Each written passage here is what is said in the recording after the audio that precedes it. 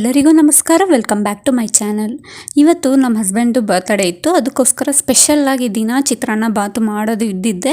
ಸ್ಪೆಷಲ್ಲಾಗಿ ಏನಾದ್ರು ಮಾಡೋಣ ಅಂತ ಅಂದ್ಬಿಟ್ಟು ಖಾರ ಪೊಂಗಲ್ ಮಾಡ್ತಾಯಿದ್ದೀನಿ.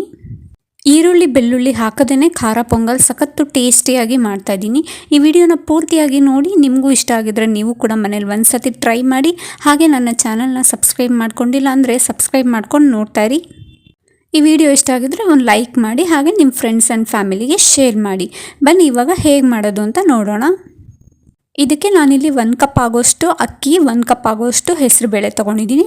ಹಾಗೆ ಒಗ್ಗರಣೆಗೆ 1 ಕಡ್ಡಿ ಕರ್ಬೇವಿನ ಸೊಪ್ಪು, 2 ಇಂಚು ಶುಂಠಿನ ಜಜ್ಜಿಟ್ಕೊಂಡಿದ್ದೀನಿ, 6 ಹಸಿಮೆಣ್ಸಿನ್ಕಾಯಿ ಇಟ್ಕೊಂಡಿದ್ದೀನಿ, ಸ್ವಲ್ಪ ಗೋಡಂಬಿ, ಆಮೇಲೆ 1 ಚಮಚ ಆಗೋಷ್ಟು ಮೆಣಸು, 1 ಚಮಚ ಆಗೋಷ್ಟು ಜೀರಿಗೆ, ಹಾಗೆ 1 ಇಡೀ ಕೊಬ್ಬರಿನ ತುರಿದಿಟ್ಕೊಂಡಿದ್ದೀನಿ. ಇವಾಗ ಈ ಕಡೆ ಫಸ್ಟು ಹೆಸರುಬೇಳೆ ಮತ್ತು ಅಕ್ಕಿನ ಕೂಗಿಸ್ಕೊಬೇಕಾಗುತ್ತೆ. ಹಾಗಾಗಿ ಒಂದು ಕುಕ್ಕರ್ಗೆ ಹೆಸರುಬೇಳೆ ತೊಳೆದಿಟ್ಕೊಂಡಿರೋ ಹೆಸರುಬೇಳೆನ ಹಾಕಿ 1 ಚಮಚ ತುಪ್ಪ ಹಾಕಿ ಸ್ವಲ್ಪ ಕಮ್ಮಿ ಉರಿ ಕೊಟ್ಟು 2 ನಿಮಿಷ ಆಗೋಷ್ಟು ಅಂದರೆ ಅದು ಪರಿಮಳ ಬರೋ ತನಕ ಹುರ್ಕೊತಾ ಇದ್ದೀನಿ. ತುಪ್ಪ ಇಷ್ಟ ಆಗಲ್ಲ ಅಂತಂದರೆ ಎಣ್ಣೆ ಕೂಡ ಸೇರಿಸ್ಕೊಬೋದು. ಎಣ್ಣೆ ಅಂದರೆ ಆಪ್ಷನಲ್ಲು, ನಿಮಗೆ ಯಾವುದು ಅನುಕೂಲ ಆಗುತ್ತೋ ಅದನ್ನು ಸೇರಿಸ್ಕೊಳ್ಳಿ. ಇವಾಗ ಅದು ಪರಿಮಳ ಬರೋ ತನಕ ಹುರಿದಿದ್ದಾದಮೇಲೆ ಇವಾಗ ತೊಳೆದಿಟ್ಕೊಂಡಿದ್ವಲ್ಲ ಅಕ್ಕಿ, ಅದನ್ನು ಕೂಡ ಹಾಕ್ಕೊಂಡು 1-2 ನಿಮಿಷ ಫ್ರೈ ಮಾಡ್ಕೊತೀನಿ. ಅದಾದಮೇಲೆ 1:3 ನೀರು ಹಾಕ್ತಾಯಿದ್ದೀನಿ ನಾನು. ಈ ಬಾತ್ ಮಾಡೋದಕ್ಕೆ 1:2 ನೀರು ಬೇಕಾಗುತ್ತೆ. ಇಲ್ಲಿ 1:3 ನೀರು ಹಾಕ್ತಾಯಿದ್ದೀನಿ. ಅಂದರೆ 2 ಕಪ್ಪು ತೊಗೊಂಡಿದ್ದೀನಿ ಅಕ್ಕಿ ಮತ್ತು ಹೆಸರುಬೇಳೆ. ಹಾಗಾಗಿ ಅದಕ್ಕೋಸ್ಕರ ಒಂದು 6 ಕಪ್ ಆಗೋಷ್ಟು ನೀರನ್ನ ಹಾಕ್ತಾಯಿದ್ದೀನಿ. ಅದಾದಮೇಲೆ ರುಚಿಗೆ ತಕ್ಕಷ್ಟು ಉಪ್ಪು, 1/4 ಚಮಚ ಅರಿಶಿನ ಹಾಕಿ ಚೆನ್ನಾಗಿ ಮಿಕ್ಸ್ ಮಾಡಿಬಿಟ್ಟು ಒಂದು 6 ಸತಿ ಕೂಗಿಸ್ಕೊತಾ ಇದ್ದೀನಿ. ಈಗ 6 ಸತಿ ಕೂಗಿದಾದಮೇಲೆ ಅದು ಕಂಪ್ಲೀಟಾಗಿ ತಣ್ಣ ಆಗೋದಕ್ಕೆ ಪಕ್ಕದಲ್ಲಿ ಎತ್ತಿಟ್ಕೊಂಡು ಇವಾಗ ಬೇರೆ ಪ್ಯಾನ್ ಇಟ್ಕೊಂಡು ಒಗ್ಗರಣೆ ಮಾಡ್ಕೊಳ್ತಾ ಇದ್ದೀನಿ.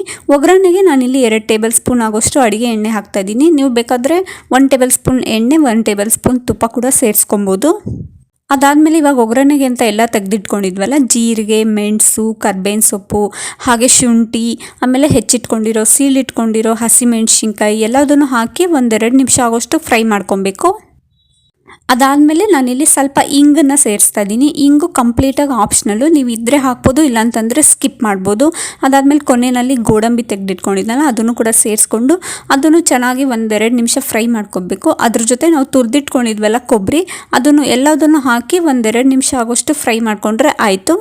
ಇದನ್ನು ತೆಗೆದು ಇವಾಗ ನಾವು ಕೂಗಿಸಿಟ್ಕೊಂಡಿದ್ವಲ್ಲ ಅಕ್ಕಿ ಮತ್ತು ಬೇಳೆ, ಅದಕ್ಕೆ ಹಾಕಿ ಮಿಕ್ಸ್ ಮಾಡಿಬಿಟ್ರೆ ಪೊಂಗಲ್ ರೆಡಿ ಆಗಿರುತ್ತೆ. ಇವಾಗ ಕುಕ್ಕರ್ ಕಂಪ್ಲೀಟಾಗಿ ತಣ್ಣ ಆಗಿತ್ತು. ವಿಸಲೆಲ್ಲ ತೆಗೆದು ಮುಚ್ಚಳ ತೆಗೆದು ಇವಾಗ ತೋರಿಸ್ತಾ ಇದ್ದೀನಿ ನೋಡಿ ಎಷ್ಟು ಚೆನ್ನಾಗಿ ಬೆಂದಿದೆ ಅಂತ ಅಂದ್ಬಿಟ್ಟು. ಇದಕ್ಕೆ ನಾವು ಒಗ್ಗರಣೆ ಮಾಡಿ ಇಟ್ಕೊಂಡಿದ್ವಲ್ಲ ಅದನ್ನು ಮಿಕ್ಸ್ ಮಾಡ್ಕೊಳ್ಳೋದು. ಅಕಸ್ಮಾತ್ ನೀರಿನ ಕ್ವಾಂಟಿಟಿ ಏನಾದರೂ ಕಮ್ಮಿ ಅಂತ ಅನಿಸಿದ್ರೆ ಸ್ವಲ್ಪ ನೀರು ಹಾಕಿ 1-2 ಸತಿ ಕುದಿಸ್ಕೊಂಬಿಟ್ರೆ ಆಯಿತು.